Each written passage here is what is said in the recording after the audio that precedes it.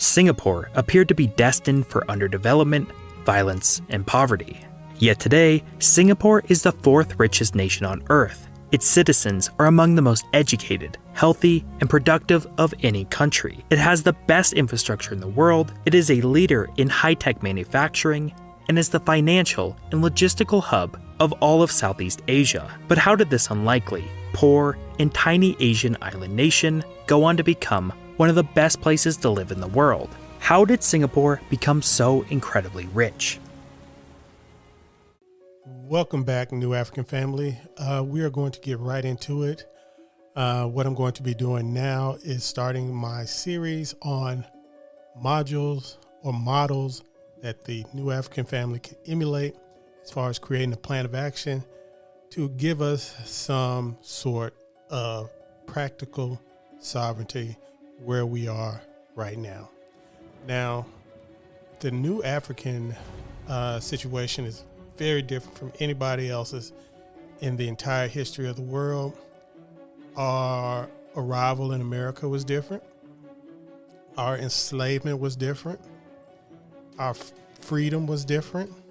And our current situation is different from anything that's ever been done in the world. So it's going to be hard to find an exact model, but we can take bits and pieces from other successful community builds from its lowest form as the individual into its highest form as the nation. So we're going to be taking bits and pieces from everyone that has had success in history. And today we are starting with Singapore. In 1965, the newly created nation of Malaysia did something that nations almost never do. It voluntarily ejected a strategic and important part of its own land, the 360 square mile island known as Singapore. While independence is usually a cause for celebration, the new leader of Singapore, Kuan Yew, foresaw the coming economic calamity. So despite all the current success of Singapore, it is very, very important to note that Singapore did not gain its freedom until 1965. So we're going to go into what was Singapore like when it did gain its freedom. How were the people, because we get this washed view of everything in the here and now, in the present tense, in which Singapore is seen as this highly technical, highly advanced nation. But what was it like before it got its independence? And what did it take to get to the point it is now, 58 years later? You see, the whole of my adult life, I had believed in Malaysian merger.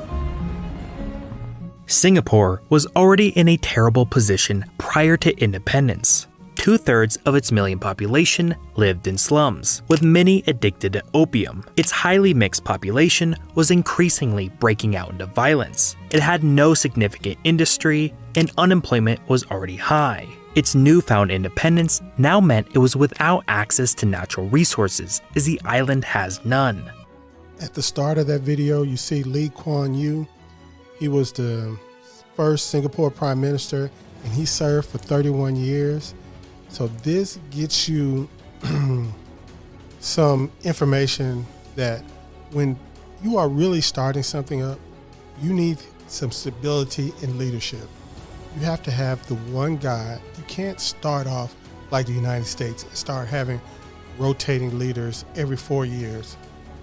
The United States had that once it was established, once it had stability. Singapore was in a very unstable state, sort of how the New African state is right now, today. As you can see, it was very poor, a lot of drugs, very few resources, very little industry, very little going on at the time. And Kuan Yew served as the head, as somebody who had the vision and was able to be the strong man, which America does not like. that was able to see this vision through. And it took him 31 years in office to see this through. Now, this kind of reminds me, it sets me back, has me thinking about the realization that Martin Luther King must have had when he said he was integrating his people into a burning building, and the sort of economic turn that he started doing right before he was assassinated. And it kind of gets me in, that is probably where Black America or New Africans got off track. We started concentrating too much on social integration. Like he was saying, he wanted to merge with Malaysia. We were concentrating too much on social integration instead of economic development.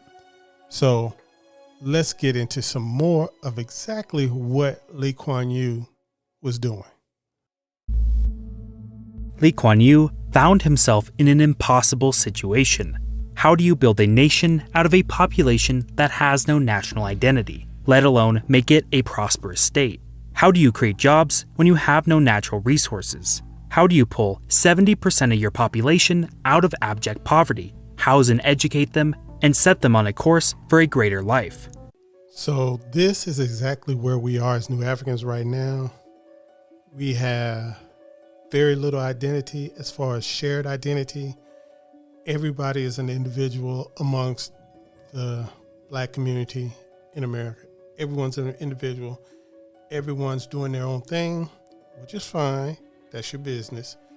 But to build a community, you have to have some sort of shared identity, shared values, shared ideology. That must be a must. So this is why I say that you're never going to get the masses in on this community, because there's just too much freedom here to do exactly what you want to do. So you don't even think about getting the masses. So we see exactly where Singapore was before they got their independence. They were in a better place than we are now, because at least they had their own nation. But we can still learn some lessons from them, and we're going to get those lessons in part 2. This is going to be a short little series about Singapore, the model for New African independence in the future. And we're going to use it. Well, I'm going to use it. And this is things that I've been, studying, researching, and doing things like that. So we have to get on the ball. And I know it's been a minute since I've done a video, but best believe I have been working. Peace.